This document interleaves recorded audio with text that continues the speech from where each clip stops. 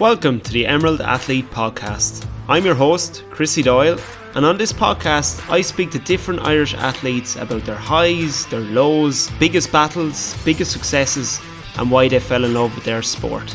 In this episode I chat to inspirational runner Caroline Hassett. A mum of 4 kids, a teacher and a passionate runner. We talk about improving run times, importance of community movement, balancing life with running and so much more. Next up, Caroline. Caroline, how are you? You're very welcome to the podcast. Well, Chrissy, how are you? Nice to chat to you. Thanks for having me on. No problem at all. No, it's great. It's great. Thanks very much for coming on. I'm looking forward to chatting to you about all things running. But I wanted to say to you at the start, you were up at the Wellfest the weekend. Yes, I was there on Sunday. It was brilliant. Now, really, really good. I was doing a panel talk, part of a panel talk about fueling for female athletes. So yeah, it was really good. Nice to be up there, and it was fabulous. The weather was lovely, so it was a lovely weekend. Yeah, no, it's great to have I feel just that wellness kind of get together and stuff for people, because I feel like it's kind of taken off at home in Ireland as well, and it's just great. Lots of people coming together to talk all things kind of wellness, whether it be running, yoga. I think it's just fantastic. Yeah, it was lovely. It was real positive, fun.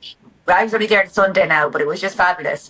And like I was part of a discussion on female athletes and fueling female sports, and I suppose it's nice to see that getting spoken about a bit more, publicly in places like this. So it was lovely. It was really nice to be part of. Very good. And just even for people that might have missed out, and is there any main things, Caroline, that maybe you might have came up with where for females or female listeners as well, where if they're fueling for their runs or whatever like that, what your top tips maybe? Well, I suppose I was coming at it from the angle of somebody who does endurance and marathon running, and a lot of it was based around, I suppose, the differences between what a female might need to take on board compared to our male counterparts, and how we're not really the same. Like we're not just a smaller version of a male. We have a lot more to take into consideration, I suppose, with our cycle and kids, and if we're what stage of life we're at, but for me personally, I've ran through kind of all stages, like postpartum, just straight after having a baby, and while breastfeeding, and now, just different things that we need to consider. One of the main thing for women being our iron levels, which is a huge factor for women in sports and in athletes, and that we need to just kind of keep a close eye on. I would be somebody who would struggle a lot with my iron levels, and it's something I have to watch personally. And I suppose there's different times of the year and different stages in your cycle and things where you do need to keep a closer eye on that. And then also just the importance of fueling for recovery for females. I suppose we have a little bit more to consider that way. All to do with your cycle and time of month, different stages of the month. And it was very interesting. There was a nutritionist there, and she was able to give us a lot of the facts behind everything. And then it was just myself and another runner who were talking about our own experiences with it. Yeah, that's fantastic, Caroline, because it's great to have an open, kind of chat and discussion about it, because I reckon there's probably for years there was women running and maybe had no idea what to do. There was no discussion regarding. So the fact that there's kind of like a coming together, or it's more open now to have these chats and discussions to help each other is just great. Yeah, 100%, because without talking about it, how are we going to figure these things out, and I think it's so important. I think just even for younger females starting out running to know, just to have more open discussion about your cycle and things like that, which people didn't talk about before. I think it's very important, because a lot of girls especially, I suppose, maybe fall away from sports and fall away from running and different things in their teenage years because they are maybe a little bit embarrassed about that side of things. So it's good for it to be spoken about more, I think. Yeah, I think it's fantastic, and I'm delighted to hear that, Caroline. And speaking of when, I suppose girls getting started in running and different things like that, how did you get into running yourself, Caroline? I was a very late starter, Chrissy. I didn't start running kids, so I'm only running since kids. Well, no, do you know what? As a very small child, like I can barely remember it, but I did do a bit of. There used to be a club in our local village, but it disintegrated and it fell apart by the time I was about 9 or 10. I'd say, like, so. Maybe when I was 7 or 8, I do remember. My mum was actually one of the coaches. My mother was a brilliant, is a brilliant woman, but she was. My mother used to run when we were little, and herself and two others set up or were involved in a club in the local village, but it all fell by the wayside by the time I was 9 or 10. But I do remember going to a few cross country races and like community games and things as a young child, and like. But I would say I probably didn't run from when I was 10 until I was 35. Like, the club finished. It was at a stage where my mum didn't drive. My father was a farmer and he used to shear sheep in the summer, so he was never at home to take us anywhere. And mum didn't drive, so like once the village club was gone, there was no one to take you kind of further afield, So, it's funny. I remember at one stage there was a whole pile of us piled into the back of a horse box and taken off to some cross country race in Holy Cross at the time. Think back now, Jesus Christ. But yeah, ran. I probably was okay, maybe, because I remember getting medals. But then, sure, that was it. Once I was 10 or so, the club was gone. And then as a teenager, then I did nothing. Like, I basically did basketball in school because you had to do something. But I'm from North Tip, very much hurling country. It's our local club. So I would have grown up that if you didn't play GAA, you didn't do anything really. I went to a really small country school, and it was a very they were very good at hurling in the school. Every year, like, we won the small schools county final, but I was never on a team for it because I would never play. I was never good at camogie or hurling or anything like that. I was just probably not sporty in my teenage years or at the end of primary school teenage years, and then went to college and definitely did nothing. Like, Jesus Christ was there for the good crack and the nights out, and and it wasn't until then, maybe in my 20s, that I got into sports or into the gym really. Back then, my then boyfriend, now husband, I suppose, played hurling, and he was always gone training every evening. So we were living up in Louth, and he was playing for the club and for the county up there, and I just then was always at home on my own. So I ended up just joining the gym and got into gym and probably got gym fit. And then it wasn't until after I'd had my second child that I started running, back running, like 25 years down the line from when I stopped running. So I had kind of two babies very close together, back to back. We'd been living away in Louth for years. I'd been living away for years. We'd moved back home to build a house, and we were building a house. We were moved back home. I had two small kids. It was just something to do for myself. And I started here in a neighbouring village, as they still have a club called Track Attack. It's a brilliant initiative, brainchild of a man called Pat Keane. He set up this kind of like that everyone would meet on a Monday night in a local village. And I think they're on a Monday night now. It's still going strong, and you could have 250 people there on a Monday night running around a track that they developed around the GAA fields there. That's where I started. It was kind of a series that they had at the start. It started in January, and you started at 4K, and at the end of a 10-week block, you were up to 8K. And I started from the 4K. I was 10 weeks postpartum, post C-section with a baby, and I went in and started. And after the 10 weeks, I was probably fairly hooked on, not hooked, but I loved it. Like, I really enjoyed it, and I enjoyed the social side of it and getting out of the house and getting to meet people. And I just used to go once a week on a Monday night. And then from that group, there was kind of another smaller group that used to meet up midweek and run. So then I started going with them on a Wednesday night. And that was back like, 9 years ago now. And that I started running that January, and that October, I did my first marathon. I did Dublin that year. So that was the start of it then. Got kind of hooked on it after that. Unbelievable, and it's great the way there was just like a kind of a little get together, a group review, kind of as you say, to get out there and do something. And it's funny how it just kind of drags you in. You start to enjoy it, and then next thing you know, then you're going up to Dublin and you're doing your marathon. Like it's simple, but it's amazing, really, too. Yeah, there was I think there was from the group that used to meet on a Monday night, it was maybe a smaller group of maybe 30 was started meeting midweek. And it all came like it all came about from a night out. We had done one run, kind of a fundraiser that summer, and we had done like a relay leg around Tipperary to raise money for the club and I think it was for the club and for charity. And then that night we all went out to the pub, and by the end of the night we were all like, let's do Dublin. But it was back in, like, I think that at that time it was like July, but that was when you could sign up for a Dublin Marathon in July. Now it's a totally different situation. You have to be on the ball and sign up straight away within 2 days after the marathon. But back then you could. And we signed up, and we didn't have a clue. We were just doing it for the crack, and we'll have a great night out in Dublin afterwards. And, this is what we were thinking.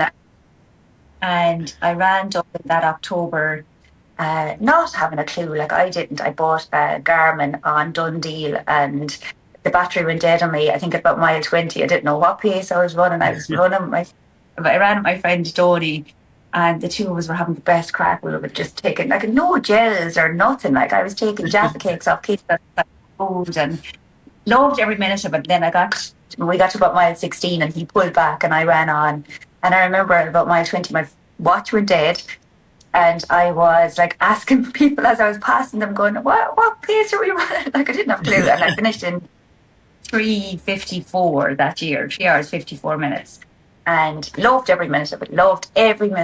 And then the following year, I had my third baby. So I didn't obviously do the marathon that year. And then the year after that, I went back and did it again and trained with the group again. And there was a few of the lads were going for 3 hours 30, and I suppose I didn't kind of have the confidence to go for it at the time. And I just started back behind the 350 pacer and ended up in that marathon finishing in 3:32. So, like, I probably had the ability to do it, but I didn't have the confidence to do it. So I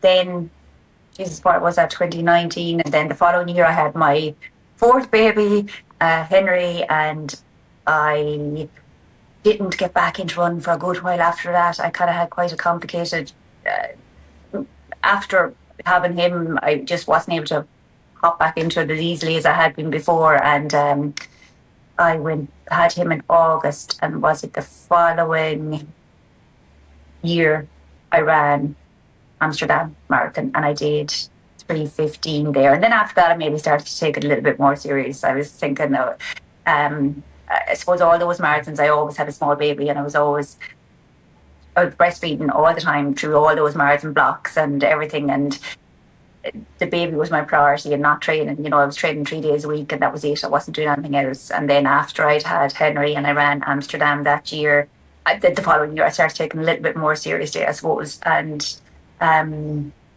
got down to a sub-3 marathon. And then finally bit the bullet and signed up with a coach after that. I signed up with Emmett. You've had Emmett on here before, Emmett O'Leary, so Emmett is my coach now.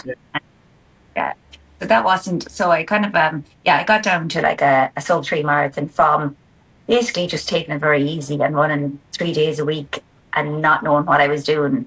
And then it was, what year was it, 2024, I think was it, I signed up with Emmett. I had finished Dublin 2023, and I crossed the line in 2:59, and as I crossed the line, someone came behind me and lifted me up, and I was like, Jesus Christ, who's this? But it was actually Dave, which was very funny.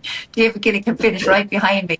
I was following Dave on Instagram, and he was following me, and he said to me, I stuck in behind you because I knew you'd tough it out. I was like, but Jesus. And he said to me, he said, would you not sign up with a coach? You're doing very good times with no kind of coach, and I said to him, I don't know, like, just going in and meeting up with the group and doing my own, you know. And he said, Caroline, I think you should sign up with a coach. And I said to him, because I knew Emmett coached him, and I said, do you think Emmett would take me on? And he said, oh, you'd never know. And a few days later, then I was on the phone to Emmett, and that was it. Then I signed up with Emmett after that. And started taking it a bit more serious then, and went from running 3 days a week to now running 6 days a week. And all my times kind of came down then after that. So once I got a bit more structure in place and started taking it a bit more seriously. Jeez, it's unreal to hear the journey, Caroline, just from going from, you know, as you say, your 4K to your 8K to just getting a marathon done, then going back and doing it again, and then, you know, getting to 3:32 and being so close to something you weren't even looking at as maybe as a goal, and then to get to 2:59 is just unbelievable. And, you know, when you started taking it a bit more serious, what was the biggest thing that maybe changed for you, do you think? Or was there anything that you just noticed that was just different in the way you trained or what you done?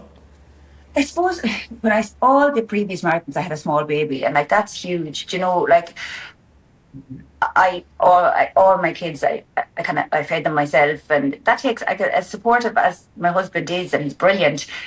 Still, like everything was falling on me for, you know, all the feeds were all falling on me, all the night feeds fell on me. Like, you know, I was surviving probably on very little sleep, and if you're breastfeeding, your body is always, its main priority is going to be to feed that baby, not recover from a run maybe. Even back then I always remember I always had niggles. I always used to have to run with a bandage on my knee and things, because I probably wasn't, my body's main priority was feeding the baby and not recovering from a run. So it wasn't until I got out of that small baby stage that maybe I had more sleep, my better quality sleep, and I had more time to dedicate to it, you know.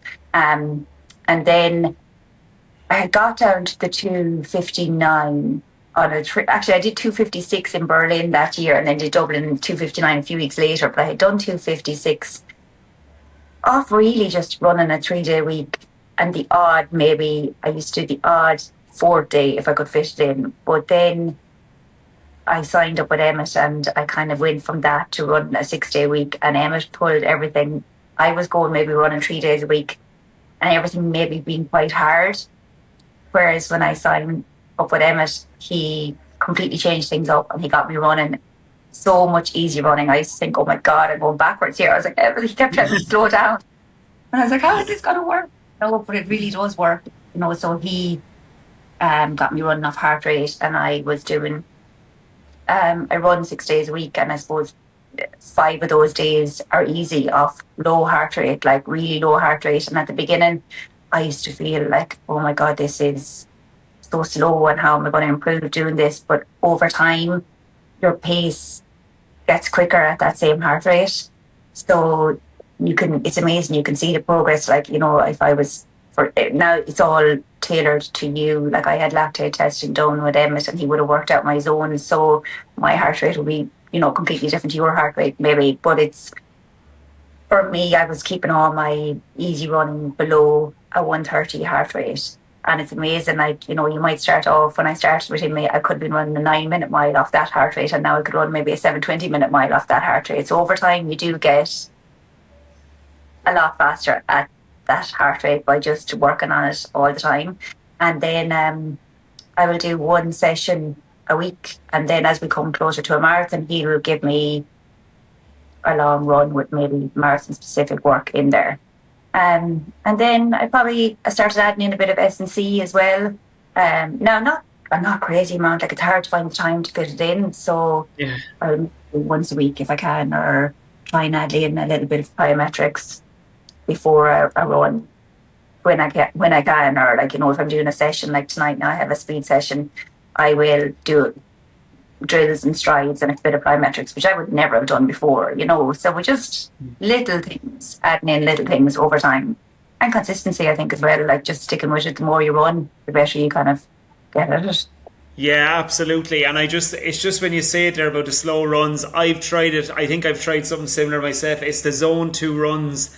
and I don't know how people stick to them, because I just feel it's so slow, as you say, and you want to go so much quicker, and you have to stick to it.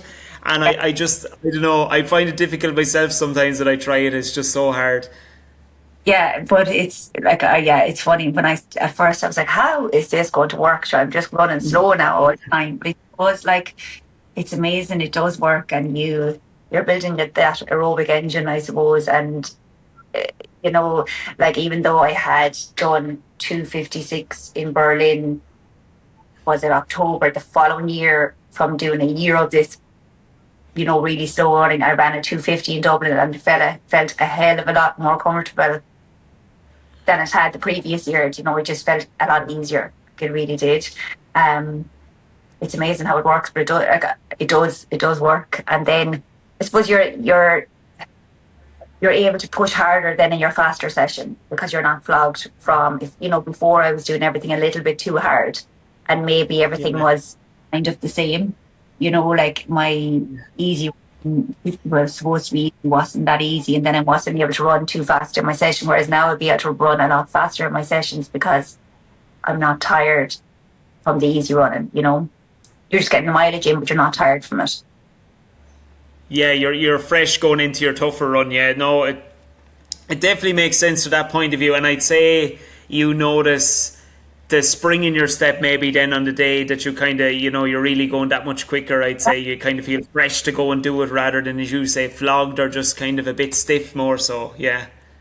And Emmett, he'll do a lot of, you might have, a week, you might have a lot of days of easy running, but he'll throw in like a few 20-second pickups near the end of it, or maybe like 4 30-second strides at the end, just for that turnover, just so you're getting a little bit of turnover. So, yeah, I enjoy them now. Like, it's, yeah, it's amazing. Like, it does work. And Caroline, would you have like your because remember you were saying at the start you had your kind of group together where you were going and do it, and now you're kind of working with Emmett.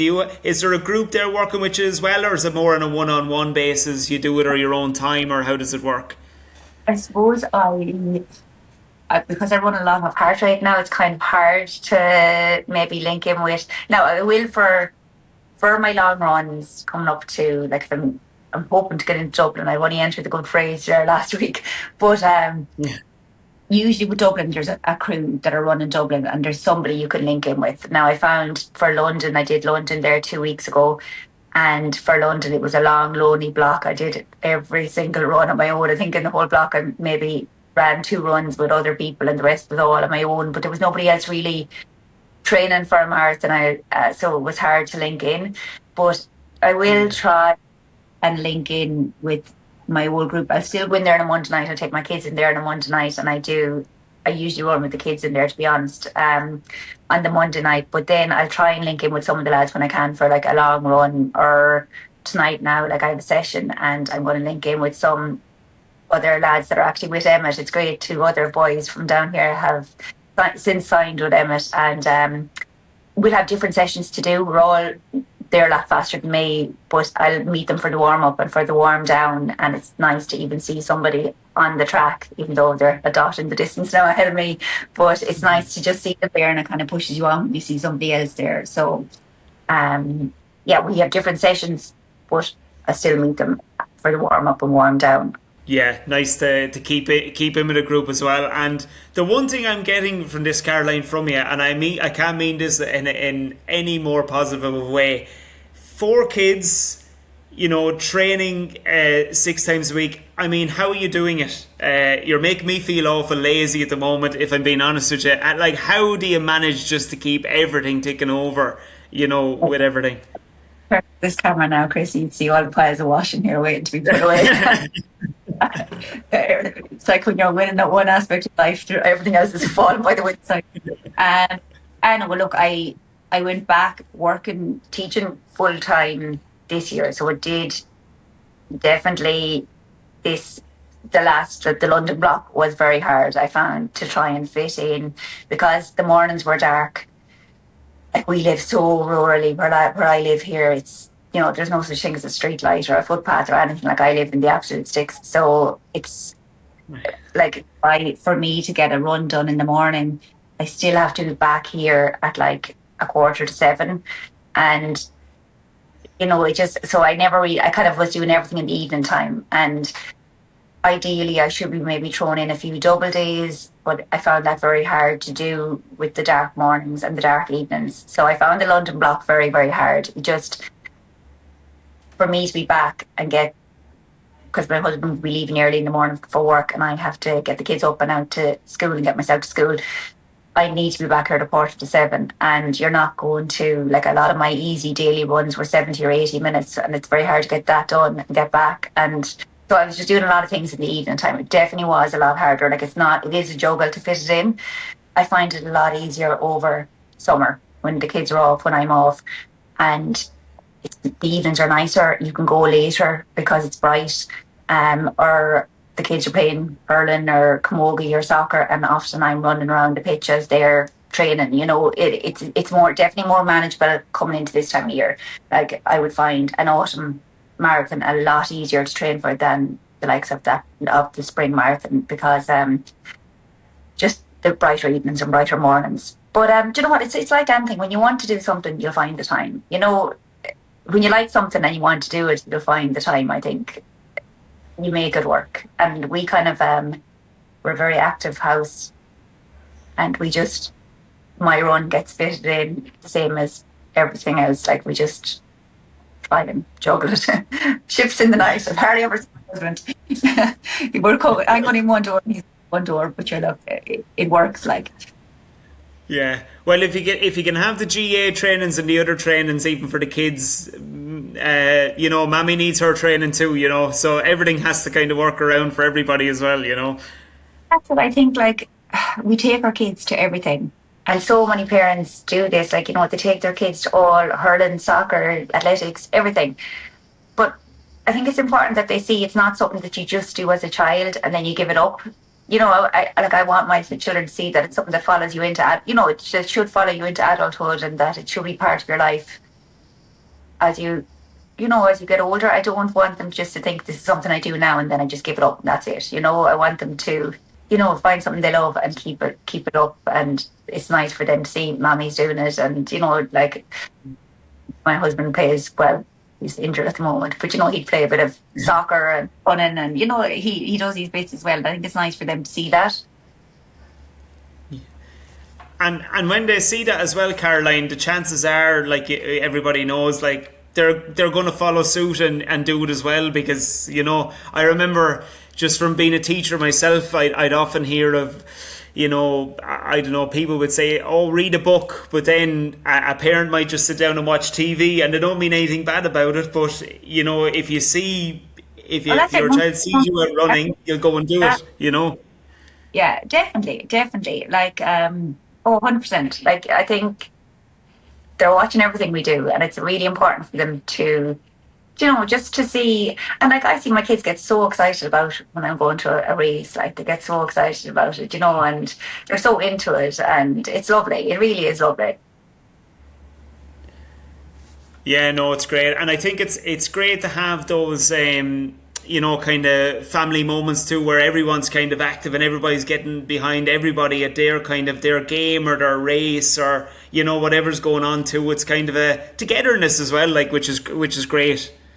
Yeah, we'll all go in on a Monday night now into Track Attack, and my kids love it, and it's fabulous in there. Like, there are people from, like, there are children in buggies being pushed along in buggies, and then there's people in their 80s doing it, and it's not competitive. It's you're running for your own time, kind of, like, they have a big finish line clock every week, and you take note of your time, and every week you're trying to improve on your own time, and it's lovely for them. Like, it's just a real community kind of spirit, and it's just lovely to see little kids doing it, and, like, their grandmother or grandfather doing it as well. It's really nice.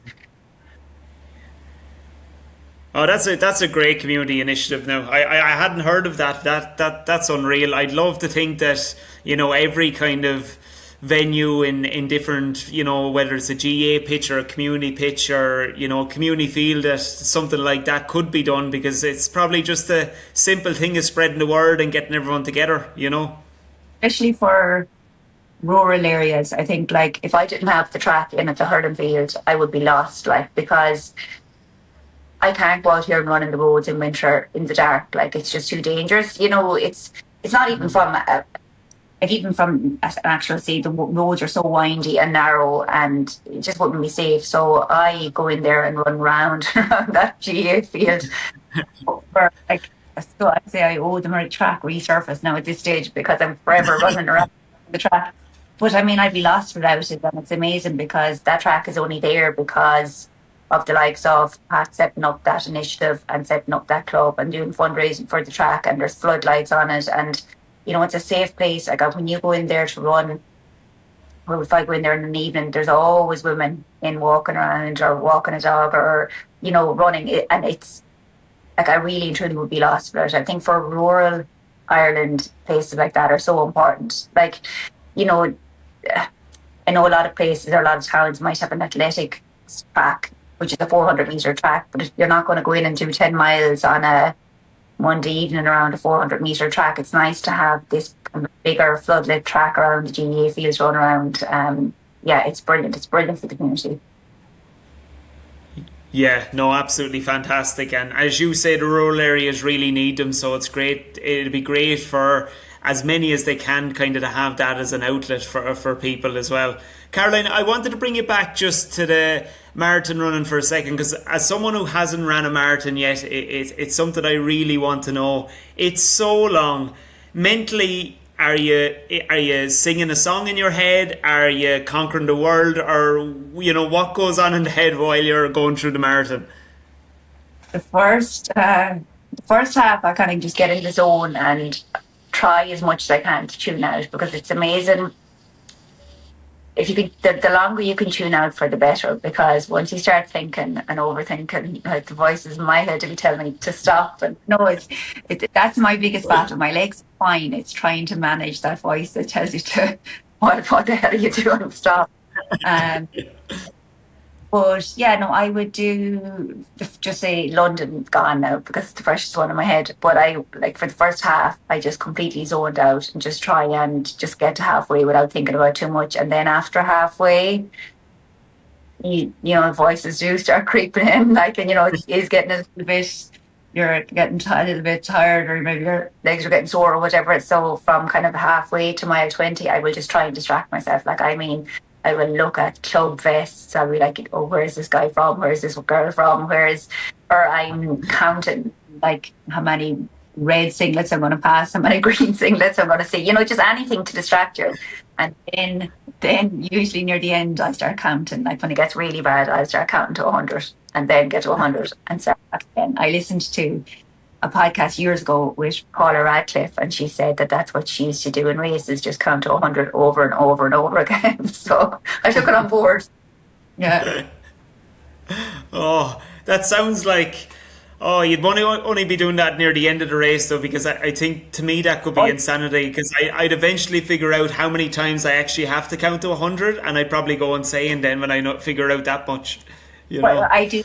It's tough when it's getting tough, and when you're wanting to stop and you're just trying to distract yourself, because it's amazing. You kind of can't focus on the two things at the same time. So the counting does distract you. But earlier on in the block, or in the run, I would just be focusing on, like, my breathing, my form, just trying to bring it back to my breathing and make myself stand up straighter, or hips up or whatever, like, just to distract myself. But then, when it gets tough, I count to 100 over and over.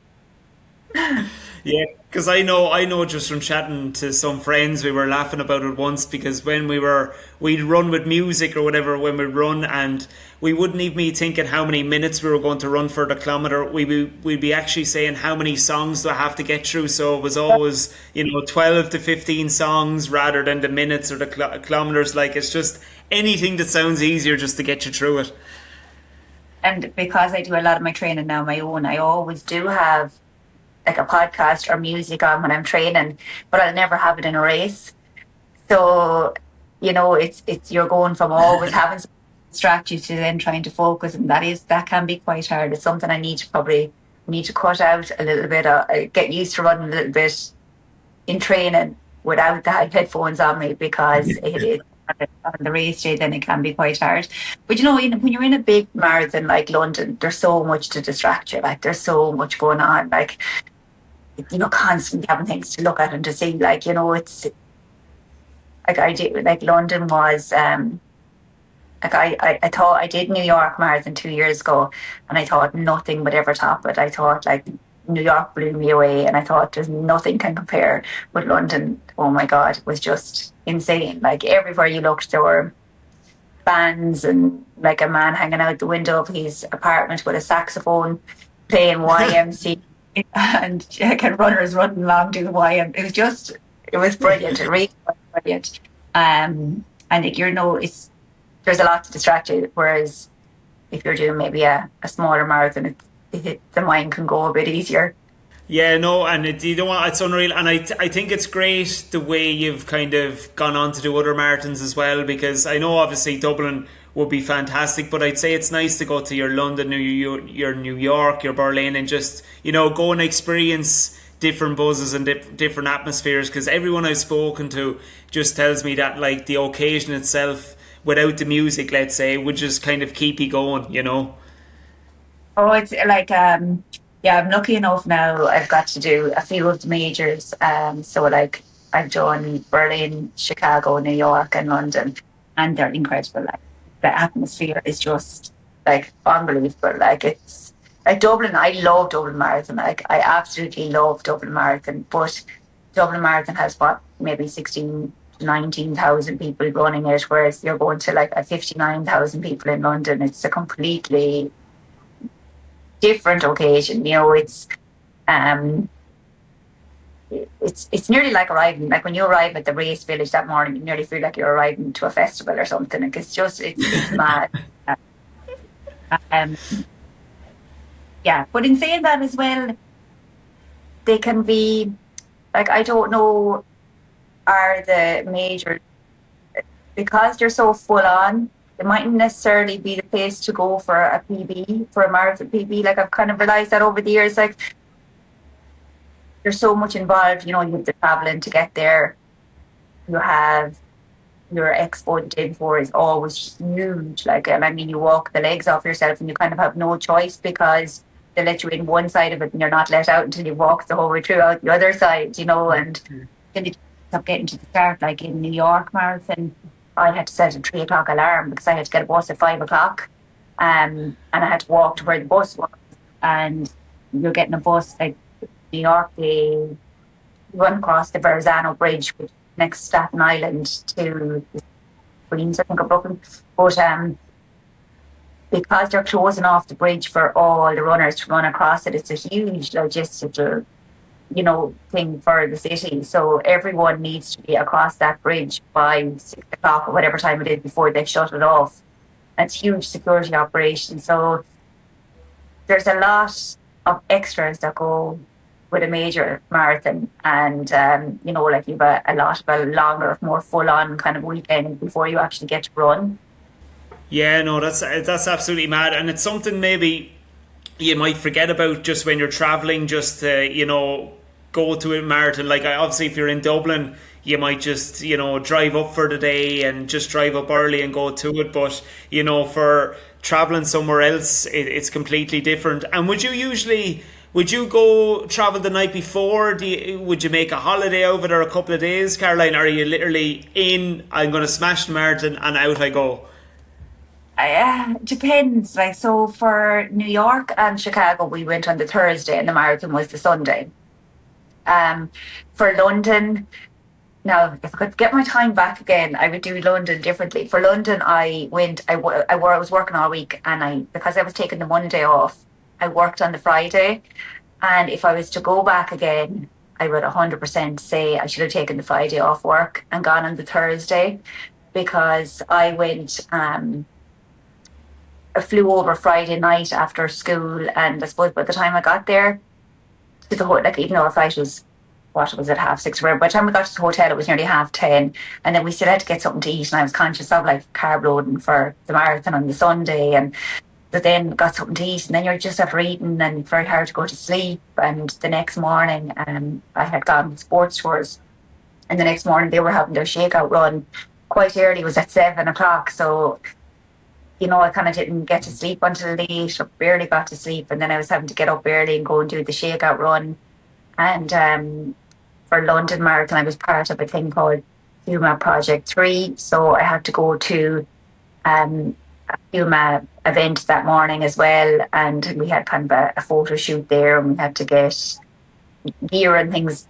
So I had to go and do that on one side of the city. And then I had to go from that to the expo to collect my race number at the total opposite side of the city. So there was a lot involved on the Saturday that realistically I should have done on Friday.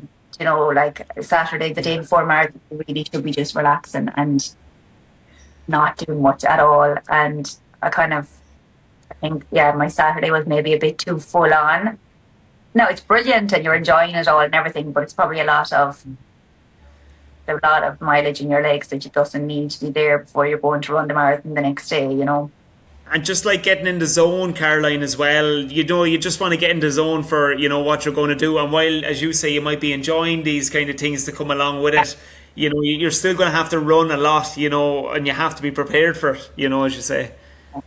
And I think, and I know, I never kind of make excuses, and I always say you get the time of the day that you get, you get the time that's in your legs on the day. And I ran 250 in London, but I don't mind saying I was going for a faster time. And I feel, if I was to go back and rectify my mistakes, that would be one of the things I would have done. Maybe just taken the Friday off and gone the Thursday and got all that kind of stuff out of the way, that you can just get your head in the game then on the Saturday and kind of rest and focus on the race. But you know what? Still, it's the whole experience of going to any of those big city marathons. They really do blow you away. If you're into running, they're just incredible. They really are. And it's, I kind of had said I was going for 2:47 was my time I was going for, and I had said to myself all along, if it's not going to happen, if it's not going to happen, don't let this ruin your race, because you still, you've wanted to do London Marathon for years. And if your time is slipping away that you're going for, you still just, enjoy it, because it's a once in a lifetime experience. I had entered the ballot for London for 6 years in a row. It's very hard to get into. So to get into it and to get the opportunity to run it is incredible. So Caroline, just even for young people wanting to get involved and start up running, I know you said you were a late starter yourself to really get into running. Is there any tips you would have for anybody to kind of get started, even simple ones for them, just for someone that wants to start up running?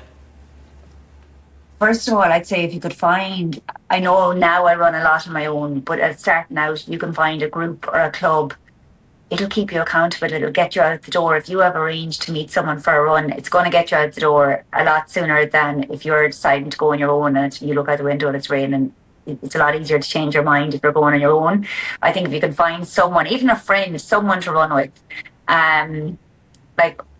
it doesn't have to be a club, it can be just a friend, just having someone to keep you accountable. I think that's crucial kind of starting out. And then I think just consistency, you have to the motivation to go isn't always going to be there, but if you're dedicated to it and you're consistent, you will improve. Just ticking off boxes and just getting runs done. The more you run, the better you're going to get it. It's that's the beauty of running. It's I say, I have absolutely no coordination for any ball sports or anything like that. But with running, it's the thing that the more you do, you will become better at it. What I always find as well, Caroline, just that you say it there as well, is just when you're sitting at home and maybe you've done your day's work, and the rain starts to come down, and it's only rain, it's not going to do anything to you, but it's just trying to get the jacket on and just get outside and just go for the run. You feel so much better after it, I find for me now, it's just part of my life. It's, everyone says, oh Jesus, how do you manage to do it? Going for a run is the same as going for a shot. It's something I just, a part of my day like anything else. I just, after a while, if you stick with it, it does become routine. It's amazing. It does become routine. And I will honest to God, you don't ever regret a run. Like, I know it's so cliche to say, but you really don't. Like, the more you stick with it, and or like, I 100% come back from a run a better mother and wife and friend and person. Like, it just, especially if I find like life is so busy and we're all so busy all the time and online and everything, and like, because I do Instagram, I am online a lot, and my run is my time to just switch off from everything, and just clear the head. And there's days when, if you have something that you need to think about, or you go out for a run your own, you can kind of process everything. And or else there's ones that I go on where I just completely want to switch off, and I'll turn on music and I'll just run, and it's just that time to yourself. It's I just find it amazing. Like, more than anything, more than for my physical fitness, I think for my mental health and my mind, it just does wonders. It really does. And like, I'll always come back a happier person after a run. Always. Like, it's just amazing what it does for you. It really is. Like, they say you never regret a run, and I think you really don't. Like, it's so good for us. And it's fairly inexpensive to do. Well, I know now I have a bit of a selection of very expensive runners now that have got more into it. But I mean, like, starting out, like, really all you need is a pair of shorts and a pair of runners, and away you go. Like, it doesn't take much to get into it. I'm sorry, you said about advice. My brain went there, but I was saying another thing is, run slower than you think you need to run. Like, pull it back. Like, I think a lot of people start running and they hate it because they're like, oh my God, I hate it. I find it so hard. I can't catch my breath. I can't.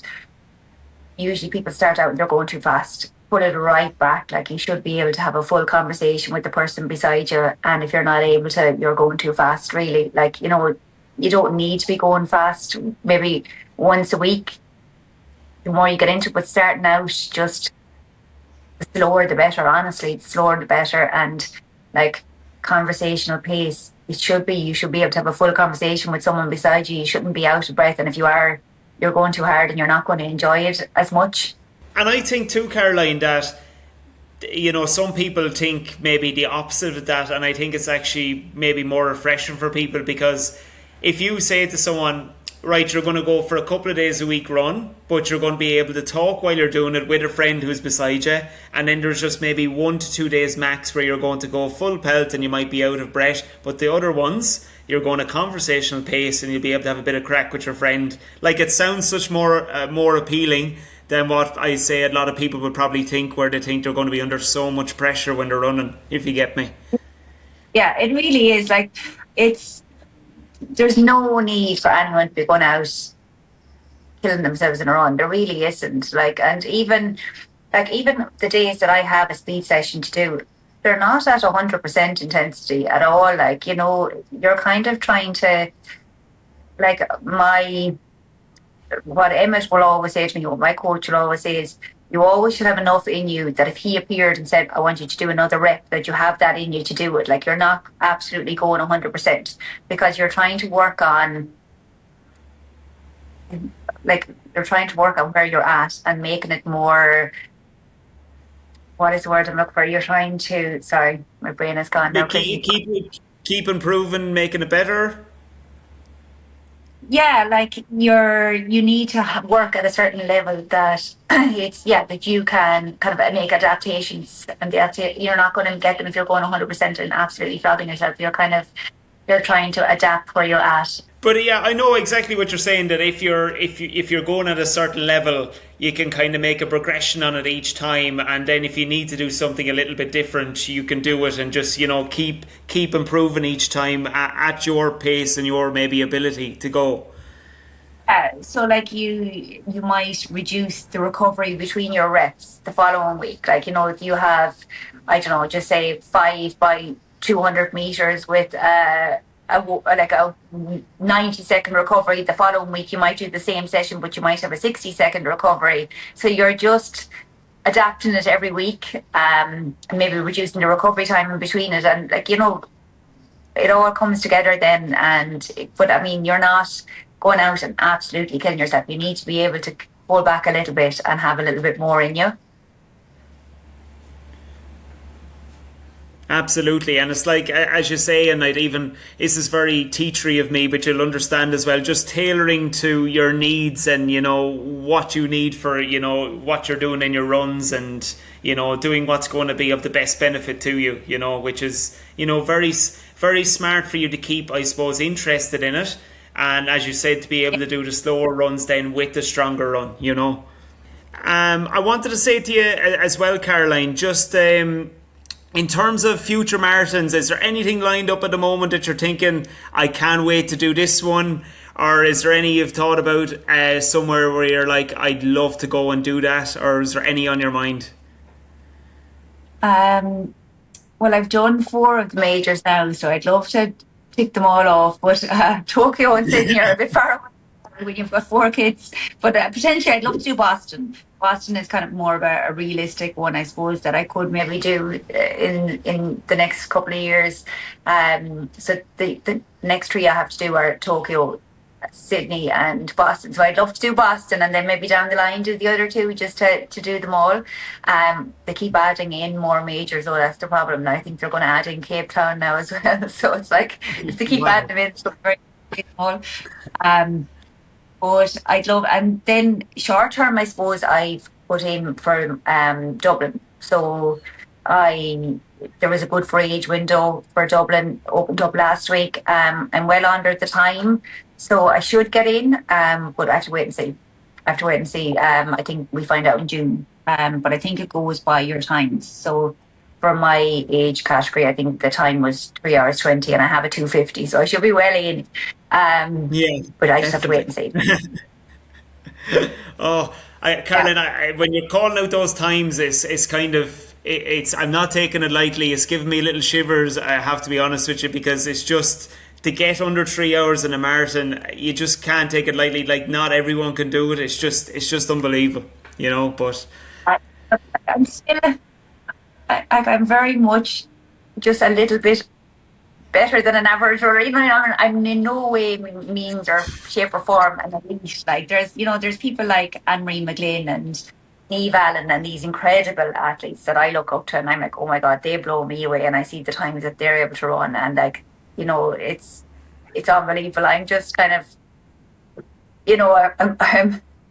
I'm grand where I am, but I'll never be at their level. But I see those women, and I'm like, oh my God. Or Dee Grady is another, the lady who won Limerick Marathon there last week. She's unbelievable. She has 4 kids as well, and she ran 42, I think, in Limerick, and in Limerick, which was a very long, lonely marathon. I think she was up the front on her own. There was no one with her, so I can't wait to see what she'll do in Dublin, because I think it will probably be, when you're in a marathon that has more crowds and more people around you, it's a lot easier to kind of to get it, to run a little bit faster. But I look up to all these women and I think, oh my God, what they're doing is amazing. Like, it's just, I'm not in their league at all, but I suppose my story, maybe it's a little bit more achievable, maybe, to people. That's why people follow along. I don't know.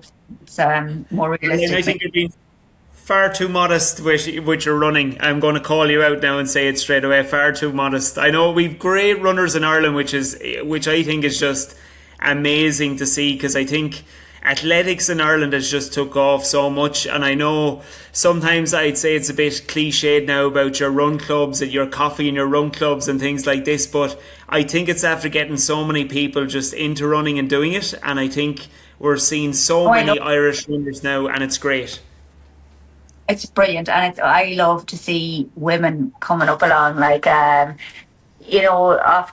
when you go to a run, you're surrounded by men. Like, if you're up the kind of, the faster fields you are, and it's lovely to see more girls being up there. Like, it's brilliant to see. I think I think, like, I know, like, I think the run clubs are really, and social media, like, I think, it's all helping to promote it and to get girls out there running, and it's sure anything that's promoting people, getting people out and exercising is only a good thing, I think. Yeah, 100%. And those young girls then who are in between it, Caroline, as you say, if they see more and more social media presence of women running, it's going to encourage more and more to get involved and start doing it too, and that can only be a huge positive too, 100%. Yeah, definitely. Caroline, it's been great to chat to you and hear about your journey. And I'm not letting you away with saying that you're only an average runner. I'm definitely not letting you away with that. I'm seriously impressed, and I would have my work cut out to reach anything near to what you can do. But thanks so much for coming on to chat about your journey, and I wish you all the best in your future marathons, and keep the social media up, please, to encourage more people to get running. Thanks so much, Chrissy. Thanks for having me on. Thanks for listening to the Emerald Athlete podcast. If you enjoyed the episode, make sure to leave a review, and don't forget to check out our Instagram page, the Emerald Athlete Podcast.